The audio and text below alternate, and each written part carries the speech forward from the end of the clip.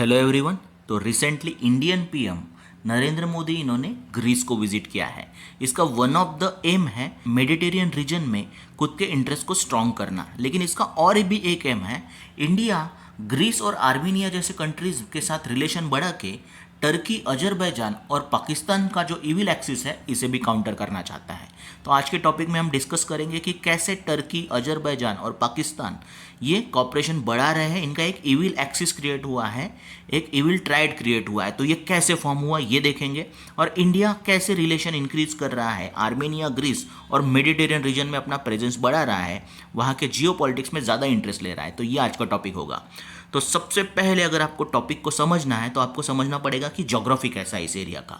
तो ये आपका ओवरऑल एरिया है जहाँ पे फोकस होने वाला है। तो इंडिया पाकिस्तान के डिस्प्यूट के बारे में आपको पता है, that is Jammu and Kashmir का डिस्प्यूट है। लेकिन इसी रीजन में आप देखोगे तो यहाँ पे ईरान के बाद आपको ये जो रीजन है, तो यहाँ पे आपको अजरबैजान और आर्मेनिया मिलेंगे जिनका टेरिटोरियल डिस्प्यूट चल रहा है। 2020 से यहाँ पे वॉर चल रहा है।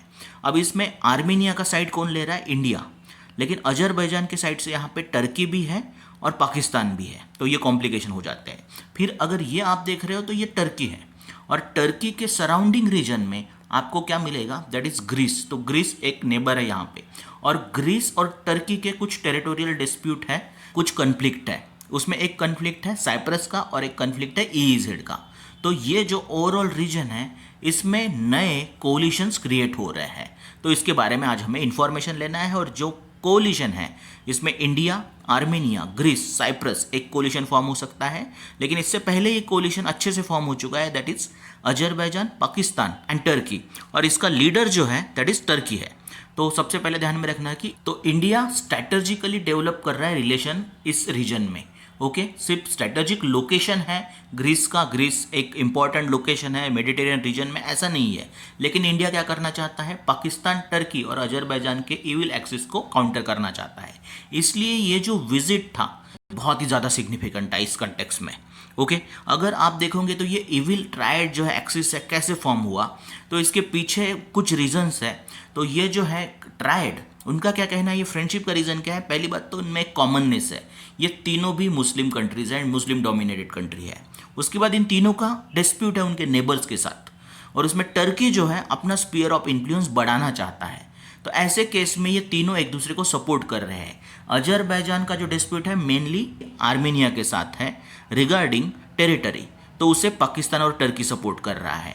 टर्की के जो डिस्प्यूट्स हैं नंबर ऑफ कंट्रीज के साथ है और नंबर ऑफ इश्यूज है, तो ग्रीस के साथ भी इनके रिलेशन जो है अच्छे नहीं है। इसी के साथ टर्की के रिलेशन पहले से ही पाकिस्तान के साथ अच्छे हैं, इसलिए पाकिस्तान, अजरबैजान और टर्की इनके रिलेशन अच्छे रहे। और फिर जो पाकिस्तान का जो इश्यू है इंडिया के साथ, that is Jammu and Kashmir का, तो उसमें टर्की और अजरबैजान हमेशा पाकिस्तान को सपोर्ट करते हैं। तो इसलिए ये इविल एक्सिस जो हो क्रिएट हुआ। तो नेशनल इंटरेस्ट, डिफेंस, टेरिटोरियल जो इश्यूज हैं उसमें ये एक दूसरे को सपोर्ट करते हैं। डिफेंस रिलेटेड वेपन भी अगर प्रोवाइड करना है, और उसी के साथ इंटरनेशनल फोरम में भी एक दूसरे को बैकअप करते हैं।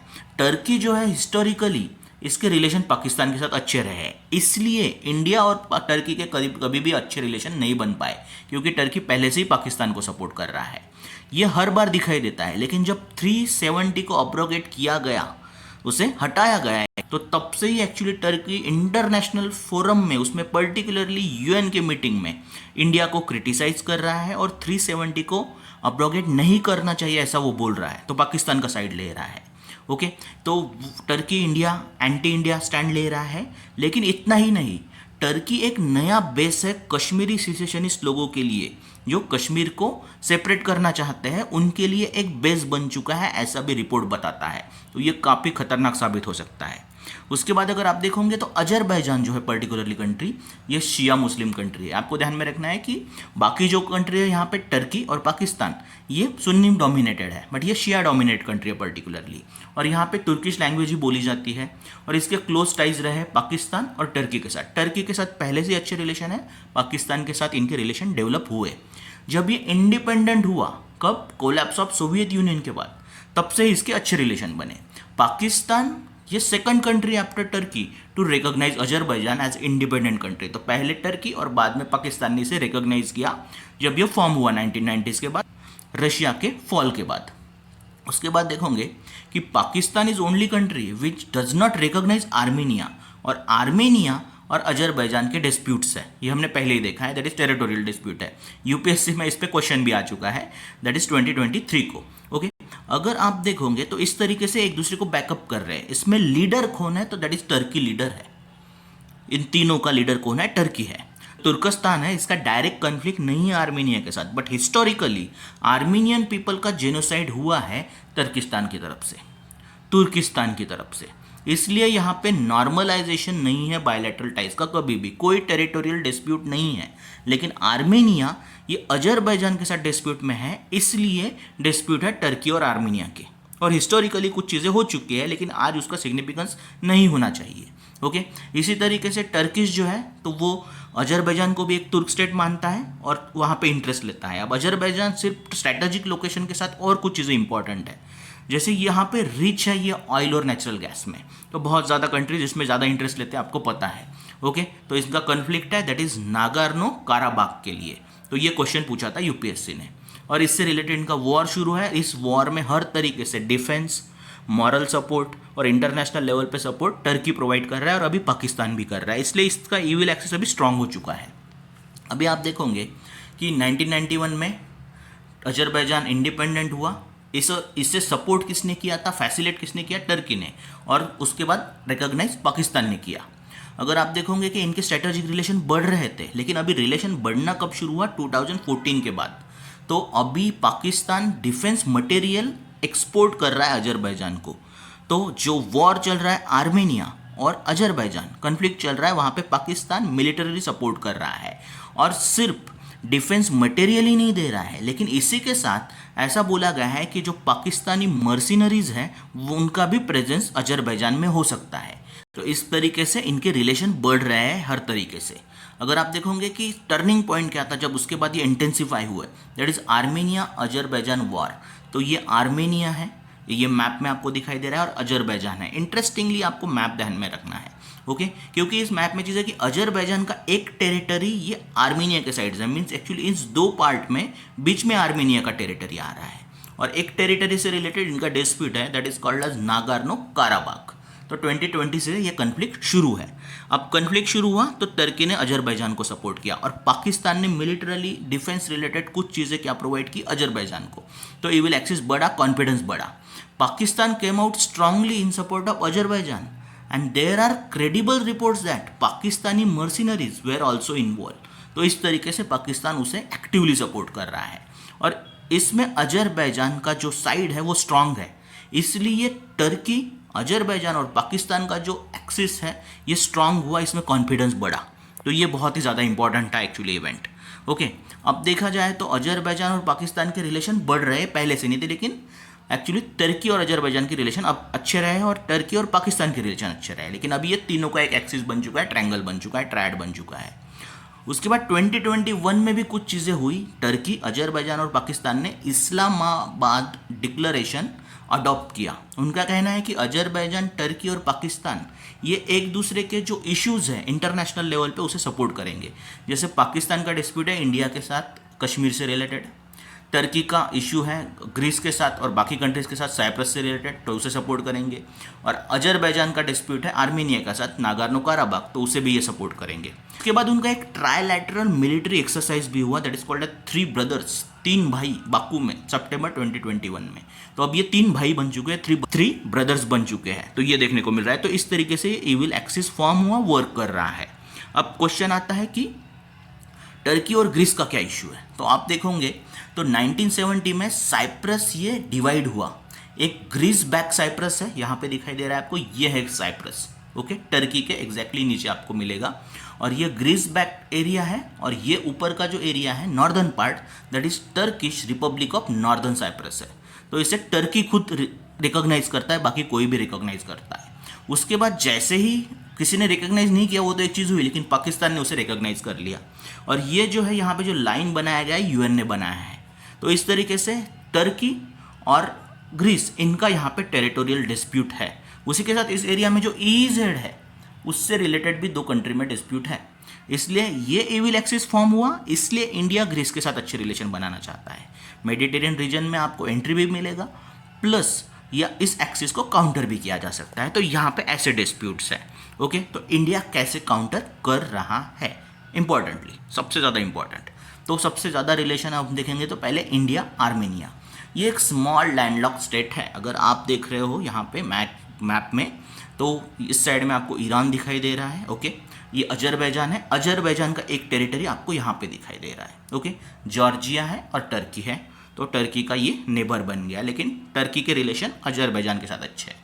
ओके, लैंडलॉक कंट्री है। लैंडलॉक कंट्री आपको पता है कि लैंडलॉक होने की वजह से लिमिटेशंस आ जाते हैं कुछ चीज़ों में, लेकिन एक है आर्मेनिया की चीज़ अच्छी कि उन्होंने इंडिया का जो पोजीशन है कश्मीर में वो उसे सपोर्ट किया है, तो इस तरीके से वो हमारा एक फ्रेंड बन जाता है।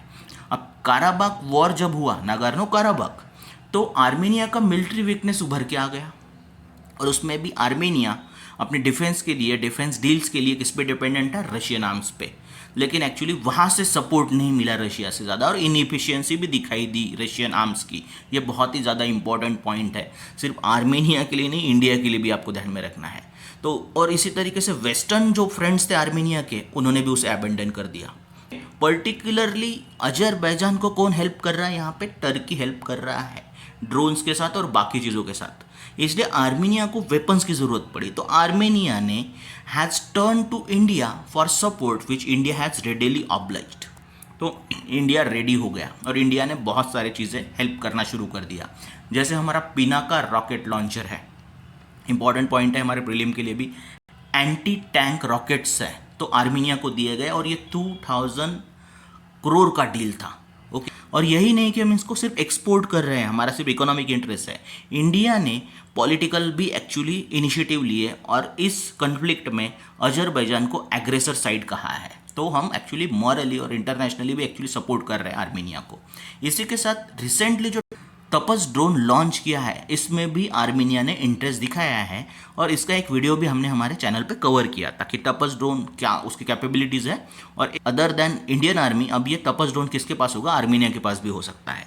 ओके, तो इस कॉन्फ्लिक्ट में आर्मेनिया को सपोर्ट कर रहा है इंडिया और अजरबैजान को टर्की। इसी के साथ और एक डील है कि आर्मेनिया को एक चीज़ सील की जाएंगी इंडिया से, स्वाति वेपन लोकेटिंग रडार दिया जाएगा इंडिया की ओर से। ये डीआरडीओ ने डेवलप किया है और $40 मिलियन में ये डील फाइनल हुआ एक्चुअली। तो इस तरीके से इंडिया सपोर्ट कर रहा है आर्मेनिया को हर तरीके से। ओके, तो ये आर्मेनिया और इंडिया है, लेकिन इंडिया और मेडिटेरियन रीजन में अपना प्रेजेंस बढ़ा रहा है। तो ग्रीस के साथ टर्की के एक्चुअली ट्रेडिशनल राइवल है, कॉन्फ्लिक्ट है, मेरीटाइम बाउंड्रीज डिस्प्यूट है, और यहाँ पे जो Turkish Republic of Northern Cyprus है, साइप्रस का नॉर्दर्न पार्ट, और एक ग्रीस बैक है। तो इसमें जो है इंडिया एक्चुअली साइप्रस के साइड से है। टर्की एक ही कंट्री अभी वर्ल्ड में जो TRNC, that is Turkish Republic of Northern Cyprus को आइडेंटिफाई कर रहा है, रिकॉग्नाइज कर रहा है। Okay, after the Karabakh war it has been pushing for its recognition by fellow Turkic state. तो अभी टर्की का प्लान क्या है कि बाकी भी जो तुर्की स्टेट है इंक्लूडिंग अजरबैजान और जो उनके सपोर्ट में सच एज पाकिस्तान, वो भी इसे रिकॉग्नाइज करे। तो इस तरीके से ये जो डिस्प्यूट है, ये मैप में आपको दिखाई दे रहा है, दैट इज टर्की दिखाई दे रहा है पर्टिकुलरली। ओके, इसमें आपको फिर बाद में ग्रीस दिखाई दे रहा है, काफ़ी अलग तरीके, मतलब मेनलैंड एक है और नंबर ऑफ आइलैंड आपको मिलेंगे। और यहाँ पे आप जो छोटी सी चीज़ देख रहे हो that is called as Cyprus, जिसका हमने मैप देखा था, ये साइप्रस एक्चुअली यहाँ पे ये जो पार्ट है, ये अगर हम मैप में देखेंगे तो यहाँ पे है, और यहाँ पे हमने नॉर्दर्न पार्ट टर्की और ग्रीस बैक एक एरिया ऐसा देखा था। और ग्रीन जो लाइन है ये यूएन का एक बफर जोन है, और यूएन ने बनाया है इसे, तो इसे मेंटेन करना है, ऐसा इंडिया का कहना है।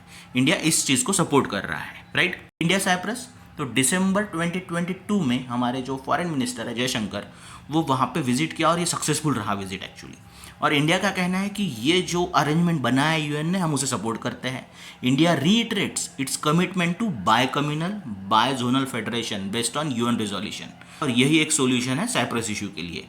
इसी के साथ इन्होंने 3 major memorandum of understanding sign किए, इंक्लूडिंग डिफेंस कॉपरेशन। तो इस तरीके से इंडिया साइप्रस के साथ रिलेशन बना रहा है, ग्रीस के साथ रिलेशन बना रहा है। अभी इंडिया ग्रीस जो है, तो ग्रीस ने हमेशा ही इससे पहले कश्मीर इशू में इंडिया का साइड लिया है और पाकिस्तान स्पॉन्सर्ड टेररिज्म को वो अपोज करते आ रहा है। तो इस तरीके से हमारा फ्रेंड है। Greece is interested in attracting Indian investment and could potentially assist in free trade agreement, जिससे ट्रेड बढ़े। तो ये तो हमारा इकोनॉमिक साइड हो गया है, लेकिन पर्टिकुलरली डिफेंस और सिक्योरिटी की बात करें तो कश्मीर के इशू पे वो हमें बैक कर रहा है। तो ग्रीस का सिग्निफिकेंस इंडिया के लिए अलग अलग तरीके से है।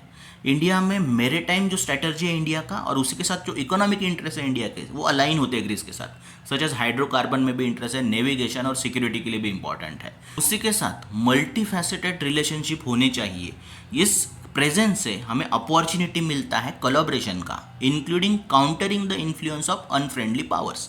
तो यहाँ पे टर्की, अजरबैजान, पाकिस्तान को तो एक्सेस है, लेकिन चाइना के प्रेजेंस को काउंटर किया जा सकता है। तो ये था ओवरऑल टॉपिक। हम लास्ट में क्या कह सकते हैं कि ये जो पार्टनरशिप्स है इंडिया के, वो सिर्फ ईरान ही नहीं, तो ये बाकी भी जो है साइप्रस, ग्रीस, आर्मीनिया इंपॉर्टेंट है। और इससे हमें हमारे कंट्री का, इंडिया का जो जियोपॉलिटिकल प्रायोरिटीज़ है वो चेंज हो रहा है, वो दिखाई दे रहा है, बहुत अच्छा है। तो ट्रेडिशनल ईरान या रशिया इस रीजन में, ये छोड़ के भी बाकी कंट्रीज के साथ हमारे रिलेशन अच्छे होने चाहिए। और इंडिया पहले जैसे पैसिव रोल परफॉर्म नहीं कर रहा है जियोपॉलिटिक्स में, actively seeking to expand its global influence and presence, जो बहुत अच्छी बात है। Consequently this pursuit is likely to result in intensified geopolitical dynamics in the region in coming years. तो इस रीजन में जियोपॉलिटिकल जो इश्यूज है वो बढ़ सकते हैं, लेकिन इंडिया ने एक स्ट्रांग रिप्लाई दिया है। और ये जो एक्सिस जो फॉर्म होगा इंडिया, साइप्रस, ग्रीस और आर्मेनिया, ये काफ़ी इंपॉर्टेंट रहेगा to counter triad of Azerbaijan, Pakistan and Turkey.